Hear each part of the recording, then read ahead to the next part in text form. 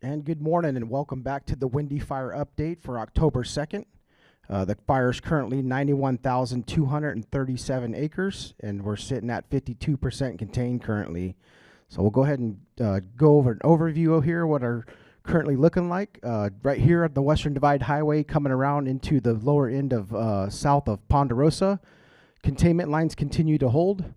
That line continues to hold all the way back in towards the Camp Witsit area, coming all the way around back into Mountain 99. So all that hard efforts in here with the ground resources is really being effective at holding that perimeter in its current position. Coming south here along the fire's edge here, we've adjusted some resources to come here and look at opportunities to come direct along the fire's edge south out towards Spees Ridge. And then as you continue further into like Flynn Canyon area here, we still do have isolated heat sources along this area. We have them out here in Tobias Creek and then Ant Canyon areas where most of the heat is currently in. As you continue to move around out towards Baker Point here, we do have some isolated heat out here, but crews were able to gain quite a bit of a containment out here, as you can see on the map. And then they were able to contain all of the spot fires that were outside of the primary line that came direct in here. So far we're looking fairly good. We do have work. The crews will continue to start working out in this area here as far as they can before it drops off into the east side here in the areas where they can't really get to. We do have a plan to continue utilizing both planes and helicopters as the smoke becomes less affects the aircraft less in this area. So coming back around on the south end here, crews did make good progress with direct hand line. We should have that fairly tied in today, and then this area here will continue to be mopped up and secured for the next couple days till we can advance the containment.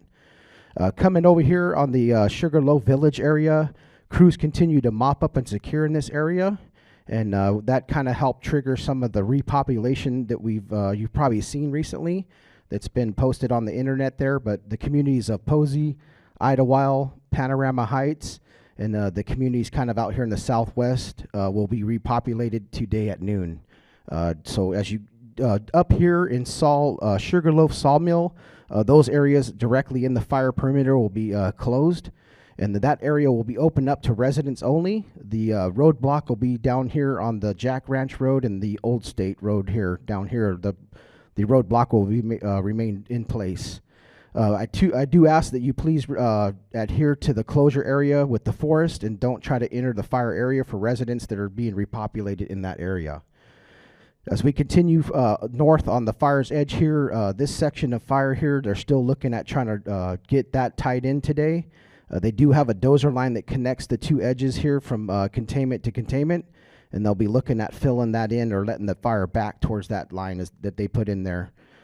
Continuing out here, we did have some fire that came outside the containment line. Crews last night were able to pick that up and pull it back into the primary line. No issues or concerns. They're feeling good that they'll have that contained today. Moving back into Pine Flat, crews continue to mop up and secure along the fire's edge, coming all the way to the back end of Hot Springs. And then all this line here still remains contained all the way back up, just north of Dead Mill Saddle here.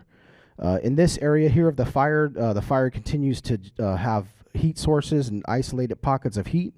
We'll be utilizing aircraft to check the fire spread in this area, and then areas where the crews can't get to, we'll continue to evaluate options for going indirect, or if we are able to use aircraft to check it in its current position. Coming over to Lone Pine Mountain here, there's a road system out here, and they were able to connect a dozer line all the way to the fire's edge. What they'll do here is they'll utilize a firing operation that'll basically is intended to basically back the fire down slowly to those containment lines so that they can obtain containment in this area. That road system kind of trucks around this area here back into another dozer line that comes up to this containment feature right here. So that will be started today. That firing operation will utilize a drone that is going to fly up and start back and fire down the ridges. The firing operation is intended to produce a very more favorable fire effect so that it doesn't look like it did when it ran out over here on its own. So it's used to help the firefighters put the fire in a more advantage for them to back it into the roads there. Continuing out towards this containment line here, that continues to hold everything secured all the way back towards the 212 road. And then they were able to complete the firing operation along the 212 road, and crews will today be out there mopping up and securing that edge. As you come back up the 2 1/4 road all the way back around the northern edge of the fire, everything's holding well. No issues or concerns in that area.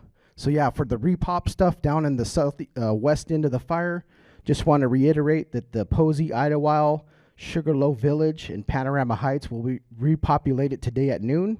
We will have a closure area right here that will be residents only entering the area, and then the Sugarloaf Sawmill area and areas within the fire footprint will remain closed. So for the areas up here in the west side of the fire, we're still evaluating the repop of the California Hot Springs and Pine Flat, and once it's safe to do so, we'll continue to evaluate that and we'll coordinate that effort. And that'll end the morning report for October 2nd. Thank you for watching.